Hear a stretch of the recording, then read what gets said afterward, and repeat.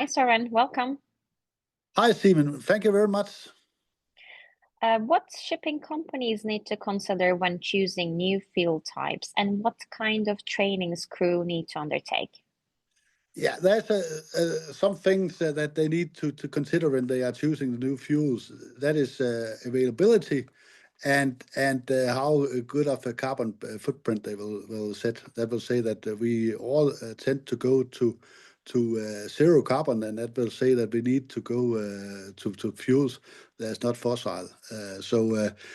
In the moment when we are changing over, we are shipping companies. They tend to go to the fuels that we know of, methanol and LNG, but they are still carbon involved in that.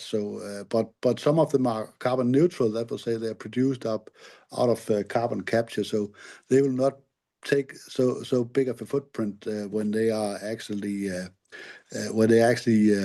emitted to the atmosphere. But then when we are introducing new fuels, then the crew need to be aware of how to handle them. And LNG is liquid natural gas, and that has to be handled in very cold environment. And methanol is a liquid, but that is poisonous. So there is some training the crew need to undertake in order to be able to operate with the fuels in a safe way for both the personnel and also for both environment and for themselves.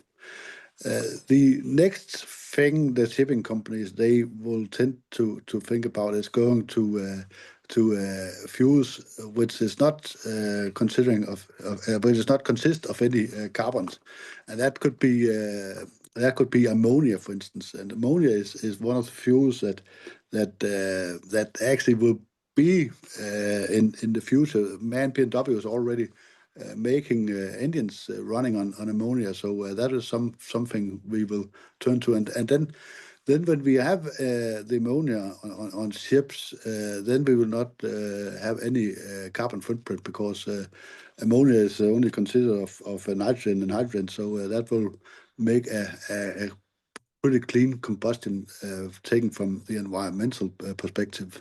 So that would be a way to go in the future. But that is also a tricky fuel, because that needs a lot of safety training for the personnel in order to be able to handle ammonia. That needs to be treated as a cold, and it's also a poison gas when it disappears from when it goes off of the tanks.